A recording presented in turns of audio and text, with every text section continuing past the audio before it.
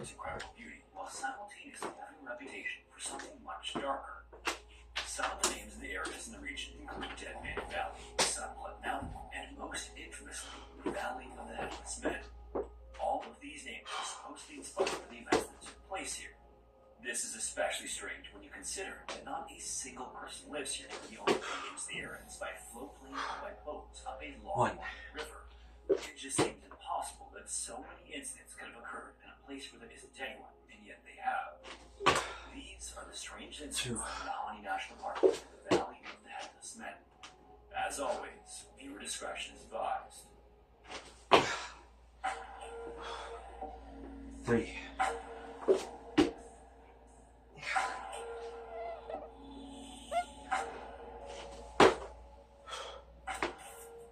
The 19th and early 20th centuries were a time of worldwide gold rushes, causing many men to leave their families behind or uproot them completely and move to where the precious metal could be found. In Canada's Northwest Territories, the region known today as the Nahanni National Park was one of these areas where gold was discovered, but this area was far more remote than the others typically associated with the time period. Even still, the occasional prospector wandered to the region in search of a life-changing find.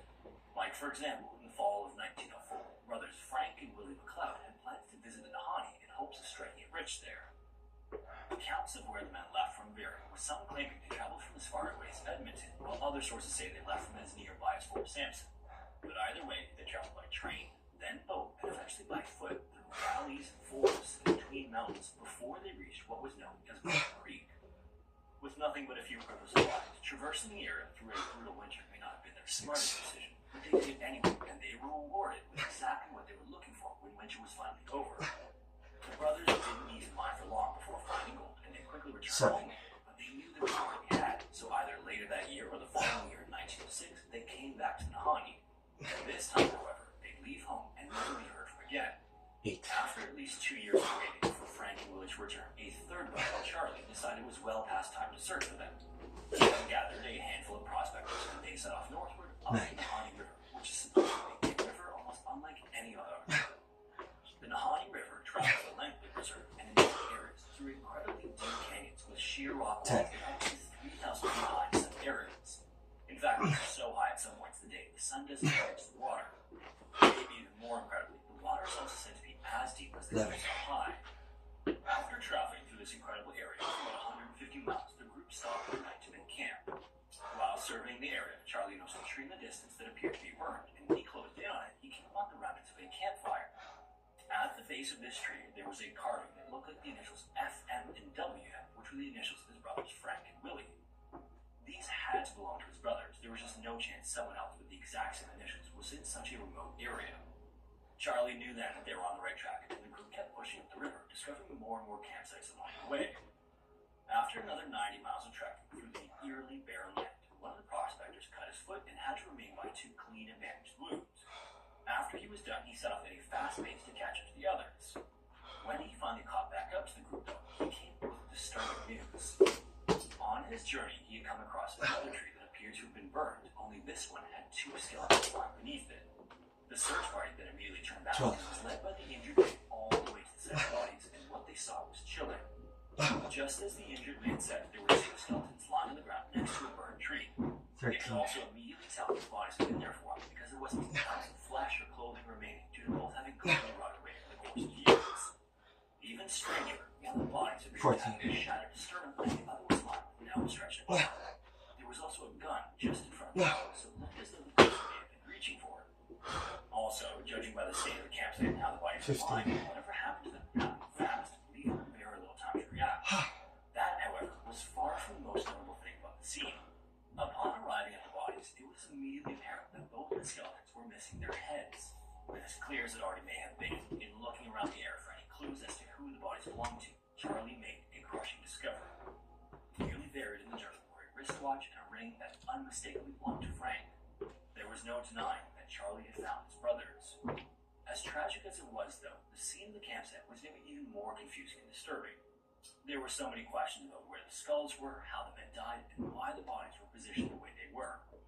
Unfortunately, though, the answers to these questions remain a mystery, and in fact, these are not the only strange things that have happened in the Nahanni National Park. So what is it about the Nahanni National starters, it's kind of what the world would look like if people simply didn't exist at all. The area is just so untouched that if you didn't know any better, you might think you were visiting a completely different planet. The nearest city is over 300 miles away, and the only way to access the reserve is either by floatplane or by boat up the South Nahani River. As with the rest of the Canadian North, it's also filled with massive rocky mountains, waterfalls, lakes, and the infamous canyon walls measuring in excess of 3,300 feet. The reserve also covers 11,000 square miles, or 30,000 square kilometers, which is actually double the size of Northern Ireland. This natural reserve is contrasted with some seriously strange events, and these are reflected by some names certain areas have earned in the past 120 plus years.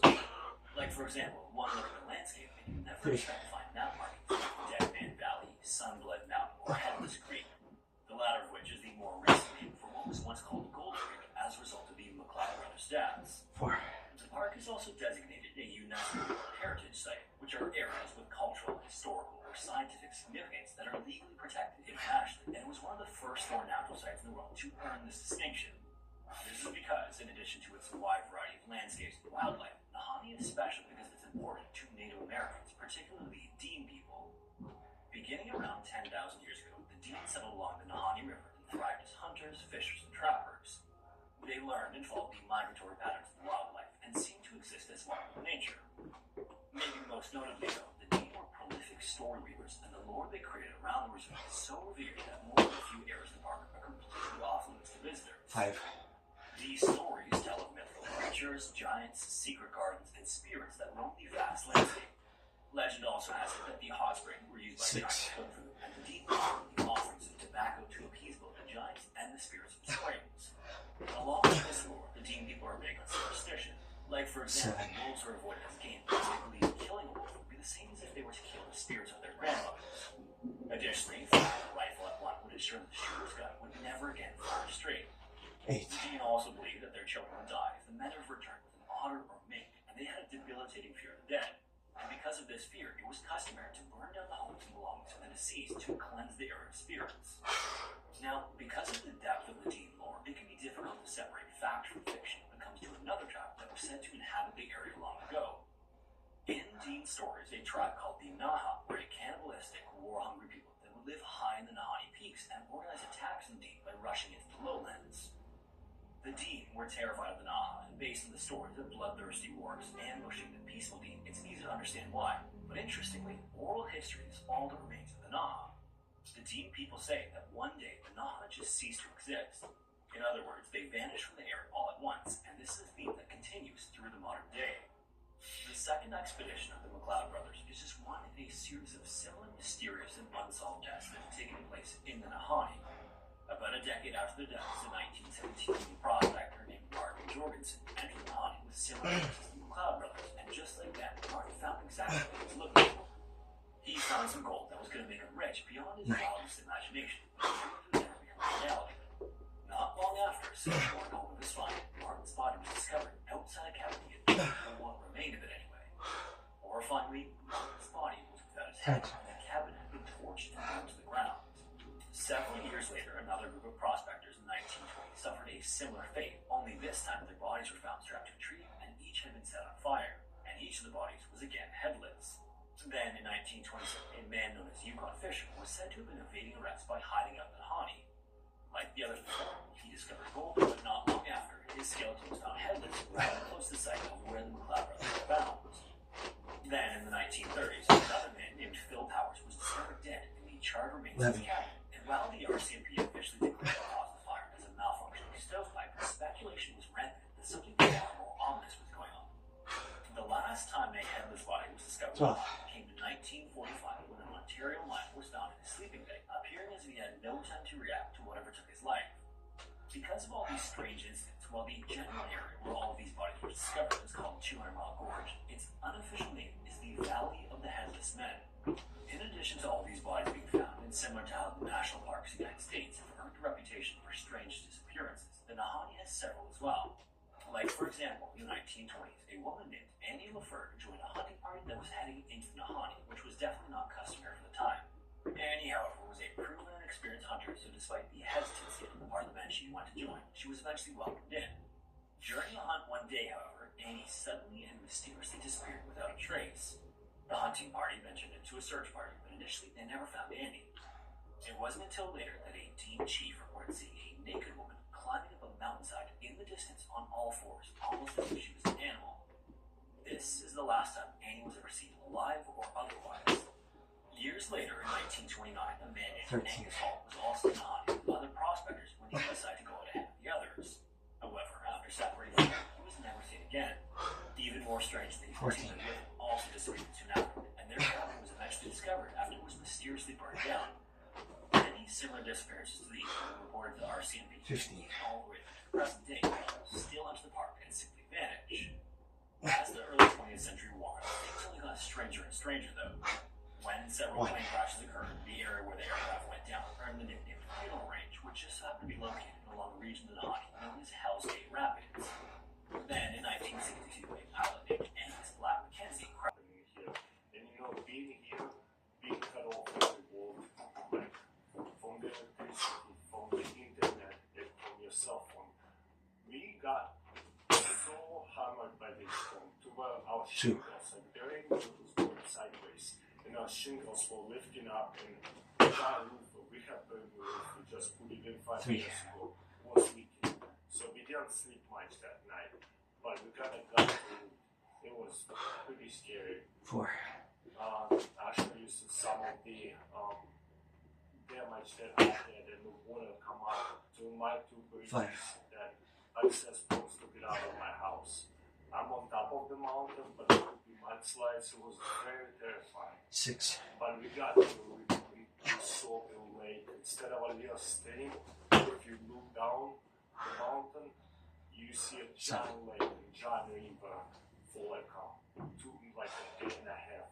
Water was slowly receding, like going away to where we were standing for at least maybe like 36 hours before the bridge was visible again and we could drive through it. And those bridges look scary. They washed out, they're still good. They drivable, we double checked it. Lots of people drive on and off of it on the 3rd day after this happened. At least that's what we did. We wanted to test bridges to make sure they don't become softer and put some weight on it not to collapse. So we just stayed at home. We had no idea what's going on. Power is out, communication is out, no internet service from a cell phone. It was zero. I pulled all my family around this area. Nobody would pick up, no text messages, no phone calls. It was pretty scary. It just got off about 8 in the morning after the hurricane went by. Everything just shut down. And there was a lot of confusion, like what happened. Like I see there's a lot of damage, but it's like, okay, I only see what's happening in my area, and you could only imagine what will happen downstream when it's going to more flooding in the city. So we got the radio out, and we were listening to AM radio at first. Then we were talking about then more FM radios, like how they will come out and like, give us a lot more information. So like was helpful. But we did get out on day 2 when the water went from our bridges. We went out and we saw that our entire local Benton area completely shut down, and I was shocked. That's why it was like, wow. Usually I get my power out and whatever for a couple of days. When you get out of there and you see your other big factories not operating, no ingas, no gas station, everything out, shut down, people standing in line for gas, just kind of hanging out there, not knowing if it's ever going to open. That was a shock. We went on the highway a little bit and realized how much damage there was on the highway. We just got off like right away. It was empty highway and went back home because there's no traffic lights. We didn't want to risk it. It looked serious, and we realized through the radio there was like everywhere around here in Western North Carolina. I did get some ice. I did get some water. Not a lot. I thought it would be like 2-day thing like usual. And all our food is already gone. We don't have any more like freeze all food in one bag within 2 days. We still have a little bit of water. I got out on a third day, local indoor grocery store, we came out, 50. I got some dog food. I couldn't believe I'm out of dog food okay like that. I have 4, 5 dogs One. actually with me right now, and I buy all the food a month, once a month. And this is the time 2. when I need to replenish food, and now we got heat. I was even able to go to dog food, and you know, you can get my used to punch out bullets and have on fire if it can hit you so hard. But the hardest part was pretty much having 2 real children and a 1-year-old, like a 4-year-old, 2-year-old, and 1-year-old, and one of them still eats the formula, 2 of them in diapers, and we haven't had showers in, I don't even know, 4 days now, 4.5 days, and it's kind of concerning to get sick. You try to use soap and stuff, and then it just wipes, and just nothing to wash your hands with, and yeah. So we got out to Ingles. I got out on the 3rd day to Ingles, and I finally found some water. Some of the gas station opened up. The line built up so much. Also, we have a curfew, so we again get out till 8 in the morning. Now, curfew from 8 till 9 around in Haywood County. So I got out there. I didn't need gas. I had diesel. I filled up before this happened, so I was a little bit prepared. But people are so desperate, and I overheard somebody say, "Hey, there's gas now. Okay, bring out the whole fleet." And yeah, so whenever we hear there's a little bit of gas, people like won't jump on it and like get it as much as they can, because we don't know if we're going to get in the future. On the radio, they said all our highways were shut down. That's what they were saying. 6. Like there's 35 highways to get in and out. They were all outside destroyed. Nobody could get in. 7. We don't want to roads or anything to evacuate. So we stayed put because we had some ice. I went out and 8. gas station, people filling up, lines building up super fast. At Ingles grocery store gas station, people just standing there waiting, and I don't think people were pumping because it's cash only. Their system is down, and people just standing and waiting. So I got in, I got some dog food, baby, bucks, and a case of water. And again, I didn't want to overwhelm my dog too much because everybody in need, so I wasn't going to get a lot. Plus, you can only buy so much with cash out. Everybody have a limited amount of cash. So we come back, and honestly, the 3rd day has been the hardest. Realizing how bad it is through the radio. We don't have Wi-Fi. There's a couple people set up free Wi-Fi's, hotspots with the Starlinks. Kevin is actually glad to jump on that. Coming back from English and like seeing the actual devastation is insane. So that's what we're going to have. Obviously, there's from somebody's hotspot as well. People just donating. And now it's scary how much damage you can around your house, around your like neighbors' houses. There's so many trees found out, so many houses damaged, and roads are damaged, fences are damaged, and so yeah. One way I cannot get out. The other one that I did get out 2 times. My neighbor just said that everybody going to my road to get out from the 2nd point exit, and that road is actually collapsed as well. I guess it's a real sinkhole. There used to be a drainage pipe under the gravel road, and that collapsed to where it looks like I would stop, and you will get stranded again. The elevations were here. They said, like, engineers that looked at it, they made some notes for the Duke Energy, and they said they will not be here for till the next week. Friday, Saturday, Sunday, sometimes. And again, we don't know when the food is going to be replenished to the grocery stores, because the grocery store is in Swananova, like a big hub for that company, for Ingles in Swananova, to where they take their food and distribute it into the local grocery stores, and they've been devastated. It's just by the river, that blackout, devastated. So we're really worried to actually get fresh food. 14. really are kids that are growing, and I want to feed them good food, not just employees and not just 15. Not having enough formula, only have two boxes left of formula, and there's too much to father that it might happen. This continue happening for more than just 5 days. It might, like food shortages, gas shortages might continue for maybe weeks. And this is insane. Like my friend's school got hit so bad as well. 3. Wages are down. We have no idea when we're going to go back to school. So I'm just going to try to evacuate from here. So pray for 4. us. I haven't heard from a lot of people. That is my friends or go to the similar church or same schools. It's been that silence. Once in a while I could get through to my mom. I keep to every member of my family finally, and they are all okay.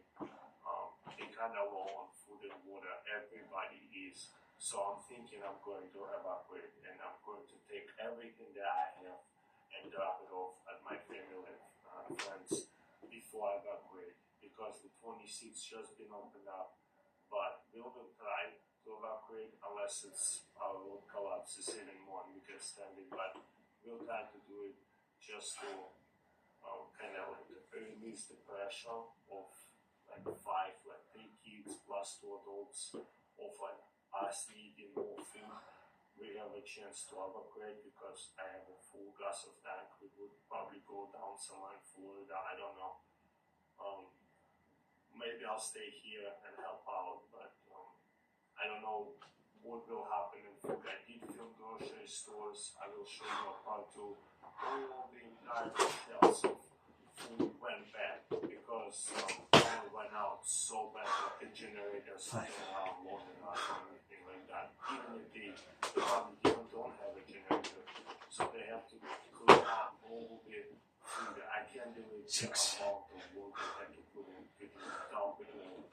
And I don't even know if the trash is available to. We have a local trash, and it's been 4 days, and I'm building up on trash here too. And dishes. So I've been using plastic 8. plates and I've been hiding out of that. It's been really good feeding kids and including water bottles and things like that, because we need water to flush the toilets. We need water to brush the teeth. We need water to make food and just drink it.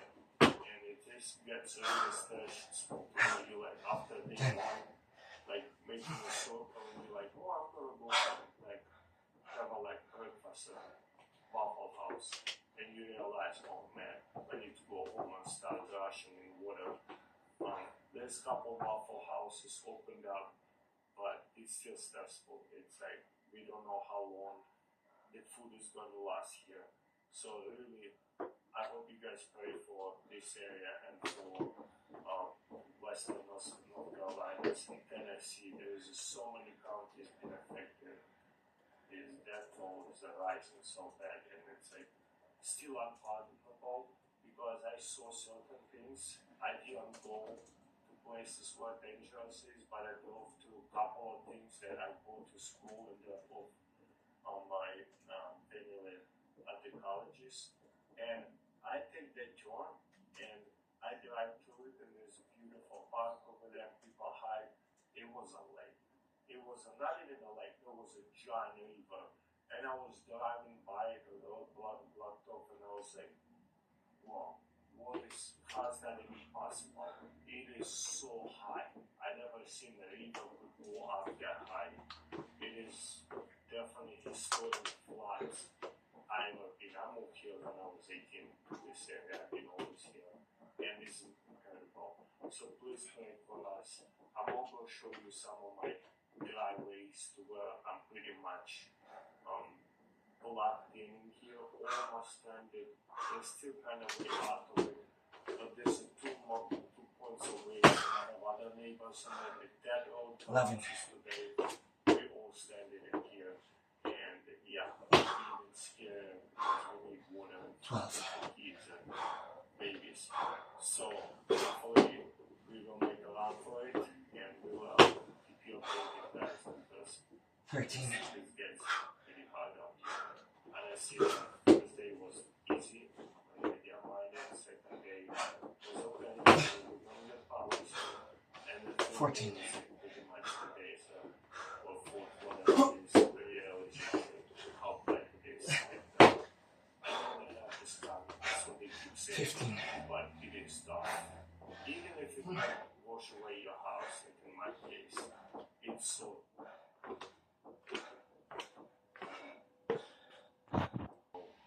the businesses you go to make one now, it is going to be really tough to go through all of that kind of stuff.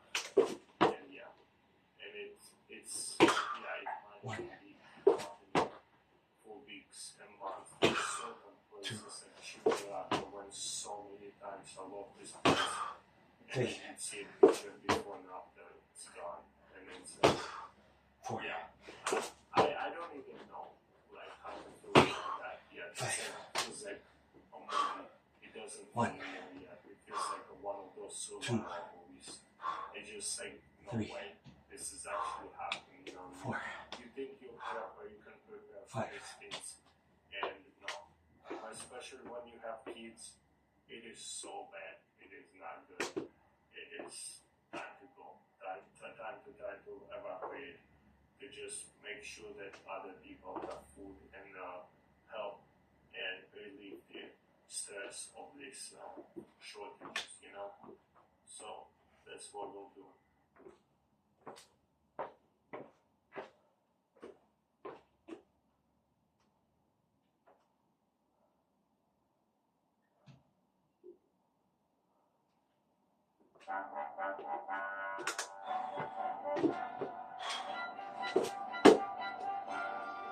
Inter-retired champion, Elgin 6. and all of this is Anna O'Brien, aka Glitter and Lasers. She's one of 7. several fat acceptance activists who decided to lose weight over the past year. They resorted to surgery 8. and meds without exercising intensely and reducing calories considerably. 9. That's why Glitter and Lasers has the build of a grazer. After recovering from fat removal 10. surgery for the past 3 months, that cannonball is back with a bang, ready to crush her workout equipment. 11. Let's watch her complete what she thinks is a challenging exercise routine, when the only time she visits multiple stations in a hotel and leaves nothing on the table is at the breakfast buffet. Okay, so this is the hotel gym. It's actually pretty nice, which I'm excited about. 2. I am getting my workout routine from an app called Trainwell. It used to be called Copilot. 4. The name change aimed to differentiate the company from 5. AI-driven services. While an AI generator 6. would probably give her extra fingers, Copilot's programs wouldn't be able to remove her spare tire. I have no doubt that the company didn't want to sponsor her, because nobody wants to co-pilot a blimp that's doomed to go under. I used them before my surgery. I love them, so it just made the easiest way to transition back into it. It's not sponsored in any way. It's just what I use. So if you feel like someone's directing me, yes, they are. Through the app and through the headphones. I told her to give me like a beginner workout. I can't imagine it's going to be that hard. Why would it be so hard? I mean, I've got to be something, 12. right? But I'm going to just try to keep my expectations low. 13. I don't want this to be a defeating experience. I want to be just excited that I get to 14. I'm so excited. She meant to say type 2. 15. Avoiding the gym so much that she weighs about 500 pounds, claiming to be excited to work out, makes it the third refrigerator in that room that everybody can see. 2. I'm going to be so mad at myself. I'm going to be so mad at myself. Okay? 3. Learning process. Sucking is the first step at being good at something. Especially if you're holding the vacuum during the lipedema surgeries to come, because all those encounters with that monster will result in a lot of XP. 12. I don't know how her expectations can go any lower 13. when she's been doing the same stretches, light 14. cardio, and regress calisthenics exercises for the 15. past year. She might actually lose some weight if she 1. pushed herself nearly as hard as she pulled others into her 2. work. So this actually doesn't have a walking workout for today, but I'm going to do one. Just because I know that helps my joints get warm. Keeping your joints warm when they support that much weight all the time is like rewarding underpaid and overworked employees with a pizza party. They still hate you. So yeah, I'm going to just do like 5 minutes on the treadmill a week. So like, yeah. The most expensive pre-core treadmill is that's rated for up to 400 pounds, which she far exceeds. She might dress and move like a glacier, but her impact causes titanic destruction in the iceberg. 4, That's the first time I kept a pace in walking since 3. 5, 3. So that was harder. 6, And I'm out of it wasn't that bad. It was okay. 7, People have better walking form at Diddy's freak-offs. In her next workout video, 8. she should have a backplane and tuba behind her. He'd not only make the video more entertaining, 9. he'd burn more calories than O'Brien. This sounds weird. I haven't had surgery on my calves. I think my calves have shrunk. Because these go up just a little too easy now. So I think I need to buy a smaller size for the precious. 4, Pay my socks. 5, Know that another day. 6, More than that. Or maybe they 7, stretched. Her legs are so enormous that the treadmill 8. felt more impact through the socks than Gomer Pyle. 9, 30 seconds of windmill. 10. If that's a windmill, then I'm Don Quixote, because obviously is a giant. Windmills are supposed to grind grain, not knee joints. This is all performative cringe. She should just jump into a pool, and if there's any water left, go for a swim. She might actually burn more calories than she consumes, as long as nothing gets trapped in her baleen. When they say that pulling like this means you eat butt, for glitter and lasers, they'll have to specify whether it's the one on the front or the one on the back. I have 1 minute. 1 minute because my lower back is sore. And I guess I forgot what it feels like when you first start working out. Just want you guys to know that it sucks. It sucks. And I think that's why a lot of people stop, because they don't think it gets better, and it does. But the beginning sucks so hard. It's like this moral of life. The beginning of everything sucks. It's whether you can like push through the suck. Oh my gosh, you're Whether you get fucking to the part of it exercise. or not. So, here's the push and 11. the suck. 12, The only time she should turn her head like that is when someone offers to refill her trough. 13, Twisting it over with its spine is twisting the knife. She walked 14. for 5 minutes and did nursing home rehab for probably 5. The 15, only thing pushing through the suck is the blood in her clogged arteries. 11, I guess the only time she 12. has full elbow extension is when she's reaching for 13. her bags at the drive-thru. With one arm 14. up, that would be a waiter's walk. With 2, that's a waiter's walk to Anna O'Brien's table for 1. Okay. Okay.